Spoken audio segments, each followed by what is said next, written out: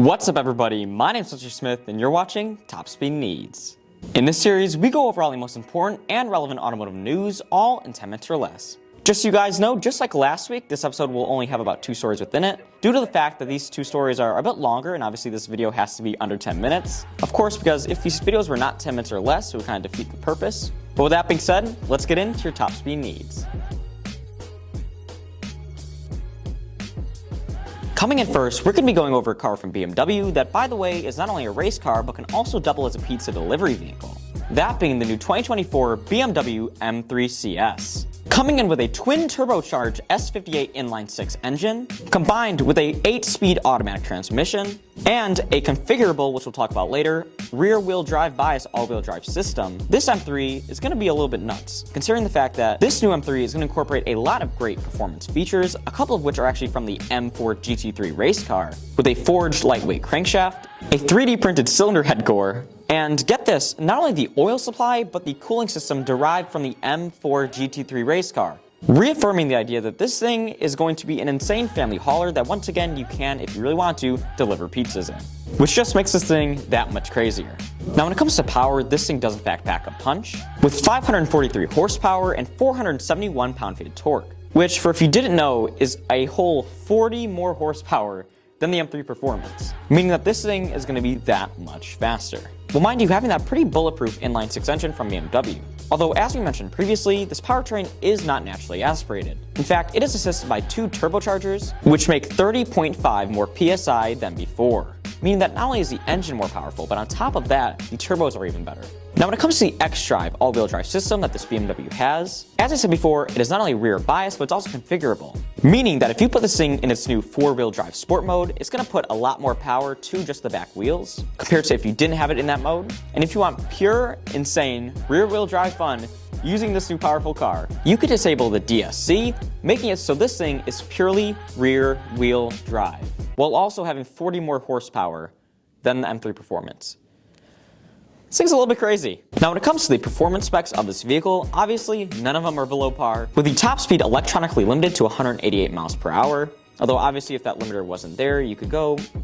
probably a fair amount faster. A 0 to 60 of 3.2 seconds, which for a sports car is pretty incredible, which are coupled with either the M compound brakes, or if you option them out, the M carbon ceramic brakes, meaning that not only are you going to be going pretty fast in this thing, but you're going to be able to stop on a dime. On top of that, this new M3 is going to have 19 and 20 inch staggered wheels with a custom V-spoke design and M Drive Professional, which includes BMW's own drift analyzer and M lap timer, while also incorporating BMW's own 10-stage traction control, which is adjustable for your liking. On top of that, this new M3 saves about 75 pounds compared to the competition, with a carbon fiber reinforced plastic roof, hood, front splitter, air intakes, mirror caps, rear diffuser, and rear spoiler just on the outside. And on the inside has carbon fiber reinforced paddle shifters, center console, interior trim, and heated seat backs, making it so this thing is incredibly light, as it should be. Now, although we don't know the price as of yet, we do expect it to be about 140 grand, which is around the same price as the M4, the M4 CS that is, and should be a wonderful car to check out at the 2023 Chicago Auto Show, which I'm going to in only a matter of a couple weeks.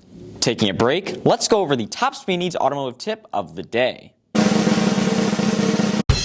If you want maximum weight deduction on your new race car, make sure to build the chassis out of cardboard. This will make it so it's not only lightweight, but also, as long as you mix in a little bit of duct tape in there, it'll have a lot of structural rigidity. Don't believe me? Try it yourself at home. With that being said, let's get back to your Top Speed Needs. Finally, we're going to be going over the new Mazda SUV that, by the way, has their most powerful engine ever produced, while also having 3 rows, being the new 2024 Mazda CX-90. Replacing the CX-9 in spring of 2023 as Mazda's flagship SUV, the new CX-90 will come in larger and wider than the CX-9, including a new sleek, almost X7 type side profile, being a bit more angular than the CX-9, having smaller squared-off headlights, and according to Mazda North American President Jeff Guyton, aims to give an exciting and enriching experience, which is just what you want from your family SUV. Another thing mentioned by Mazda is the fact that they're trying to make this thing feel as premium as possible, resulting in a car that allows you to have that premium feel without having to spend the premium price tag. Now when it comes to the interior, which is probably what most people are going to be looking at, this thing has a distinctive fabric along the dashboard, inspired by a Japanese weaving technique, which, sorry if I butcher this, is known as kumihimo, Napa leather,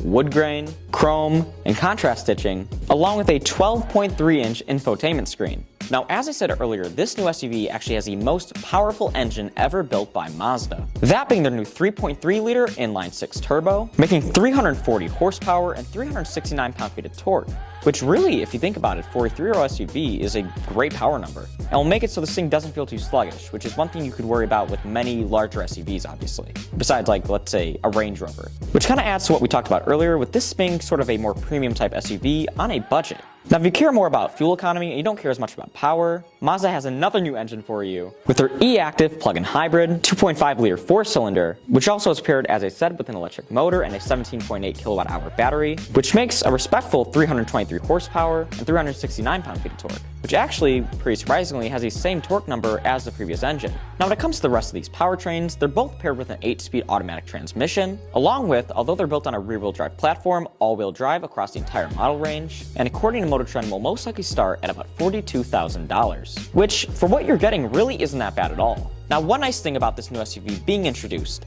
is it adds more sort of variety, you could say, to the 3-row SUV market, and at least in my opinion, adds that one sort of middle contender that you don't really see too often, that sort of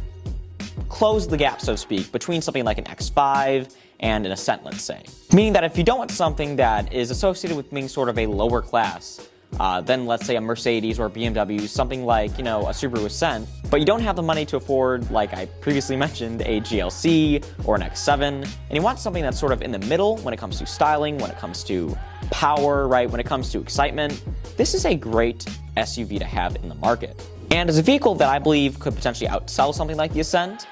which has similar-ish styling, right, relatively,